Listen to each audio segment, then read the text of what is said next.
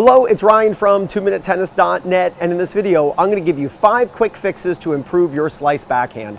Please consider subscribing and hitting that notification bell. Even share this video with a friend, as those are the best ways to support this channel. All right, quick fix number 1. It has to do with the grip. I mean, if you're watching this video, it means you're looking to improve your slice backhand, right? So I guarantee you Roger Federer isn't watching this video figuring out how to fix his backhand. Well, most players who struggle with their slice backhand are using the Continental Grip, which is the grip they see their favorite pro or their friend use who has a beautiful slice backhand. But if you're struggling with your slice backhand, I'm going to tell you not to use the Continental Grip. I'm going to tell you to go a little bit farther over. See, there are bevels on the bottom of our racket, and we use these bevels to know how to hold the racket. Now, first we want to know about the hand. There are 2 spots, the base knuckle of our index finger and our heel pad. And I'm going to ask you to put those 2 spots on bevel what I call 1.5. So you have 8 sides. Bevel number 1 is on the very top. If you're right-handed, we count clockwise. We count to the right. So this is bevel number 2. If you're a lefty, you count counterclockwise, and this is bevel number 2. Well, bevel 2 is the Continental Grip, and that's what's typically suggested as the grip to use on the slice backhand. But I'm going to ask you to use a slightly different grip if you're struggling with your slice.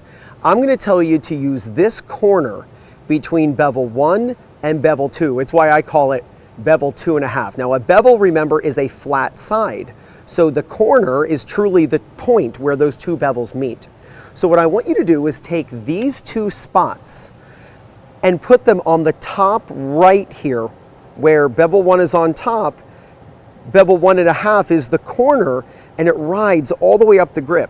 Take those 2 spots and put them on bevels 1.5 or bevel 1.5. And the reason for this is it helps to square up the racket at contact. See, a lot of players, let me just ask you, how many degrees open do you think the racket should be on a slice backhand? So when you hit a slice backhand, what should the racket look like? Most people think 45 degrees. I've had people tell me, I don't know, 80 degrees open? No, it's less than 10 degrees open.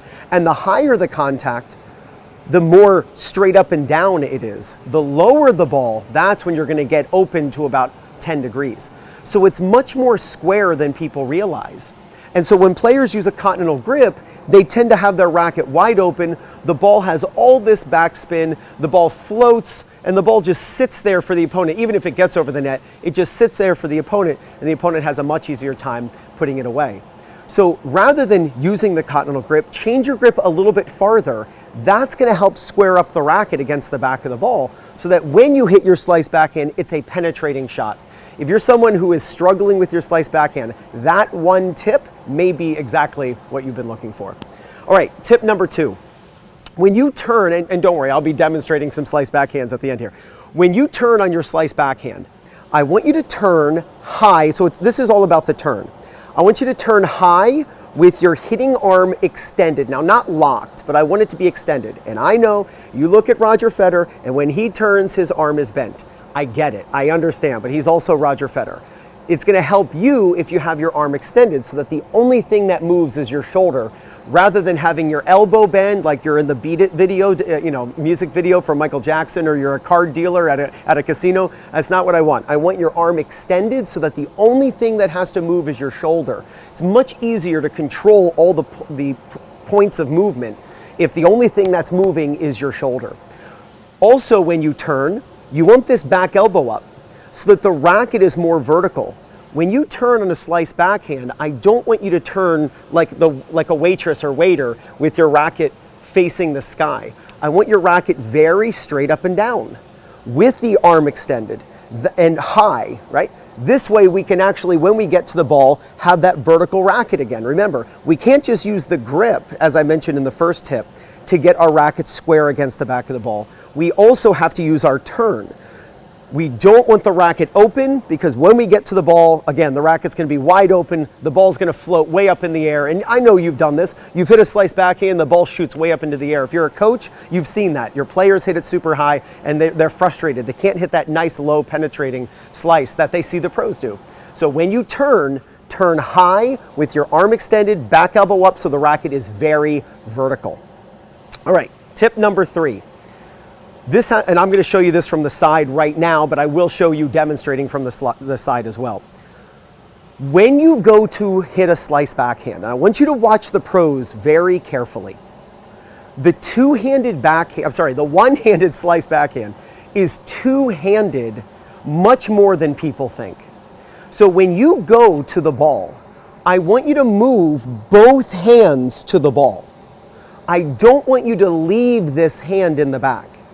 See, when you watch the pros hit a slice backhand, let's say if they're right-handed, their backhand, their left hand, doesn't begin going back until contact. I want you to watch this. Look at Steffi Graf hit a slice backhand. Look at Stefanos. Look at Roger Federer hit a slice backhand. They bring, if I'm hitting the ball that way, they bring their non-hitting hand forward as a support mechanism. When I see players, when they try to hit a slice backhand, they turn and then they drop this left arm, if they're right-handed. They drop their back arm. And then when they go forward, the racket lags open and then they've got really no chance of hitting the slice they're looking for. So I want you to keep your support hand on the racket as you go to the ball. Rather than letting go and letting it lay open, go toward the ball with both hands. Test it out. Look at a video. There's a great video on YouTube of Tsitsipas hitting a slice backhand. And it's from the side. He's hitting the ball this way. And he goes to the ball, and his left hand is here. And that's when it then starts to go back. So it can't go back as a counterweight, which we're going to talk about. It can't go back unless it's come forward, right? So if you let go here, that's when you're just going to spin out. You actually have to get both hands to go toward the ball. Watch the pros. This is what they do. This is what I call hitting a 1.5-hander. So it's not a 2-hander.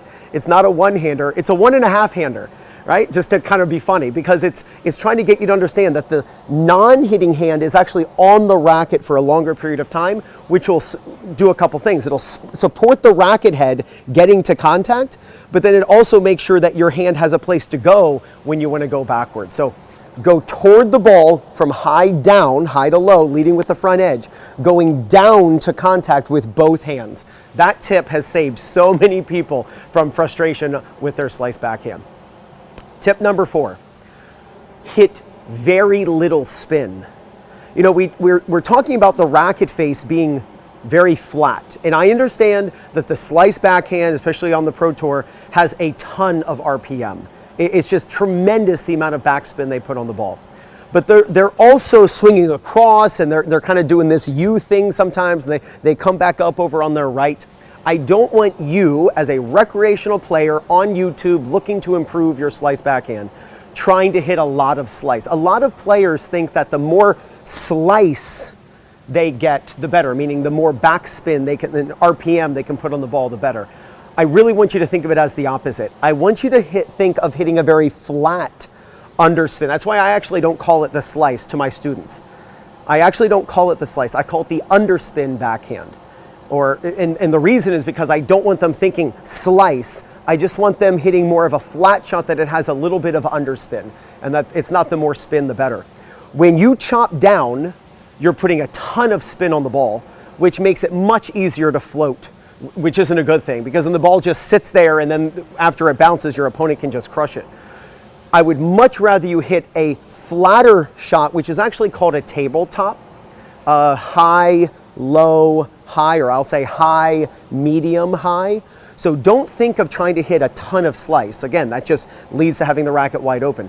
Try to hit a much flatter into the back of the ball shot with the racket feeling very vertical at contact.